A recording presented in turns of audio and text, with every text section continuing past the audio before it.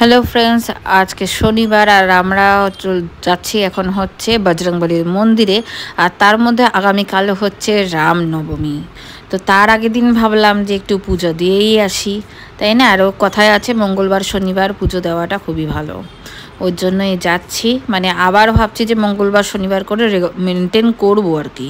তো আজকে প্রচণ্ড পরিমাণে রাস্তায় ভিড়, কারণ কি চৈত্র সেল চলছে, রামনবমী আগামীকাল, তার মধ্যে নববর্ষ তো চলেই আসলো, মানে সব মিলিয়ে মিশিয়ে একেবারে রাস্তা জমজমাট। আর আমরা এখন প্রায় চলে এসেছি, দেখতেই পাচ্ছ বজরংবলী মন্দিরের সামনে।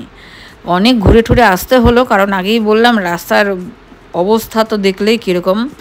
তো চলো, এখন হচ্ছে এই কাকু কাকিমার এখান থেকে আমরা হচ্ছে প্রদীপ, তারপরে হচ্ছে সিঁদুর, চামেলি তেল, মানে যা যা আর কি বজরংবলীর ফেভারিট সেগুলো হচ্ছে নিলাম।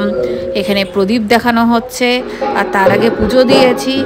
আর হচ্ছে এখন তিনজন মিলে হচ্ছে ধূপ দেখানো হলো, তো ওটা আমি ক্লিয়ারলি দেখাতে পারিনি। তারপরে এখানে ভক্তবৃন্দ সবাই বসে নিয়ে এখানে নাম কীর্তন হচ্ছে, তো বেশ দেখে বেশ ভালোই লাগলো। তো চলো, আজকের মতো ব্লগটা এখানেই শেষ করলাম।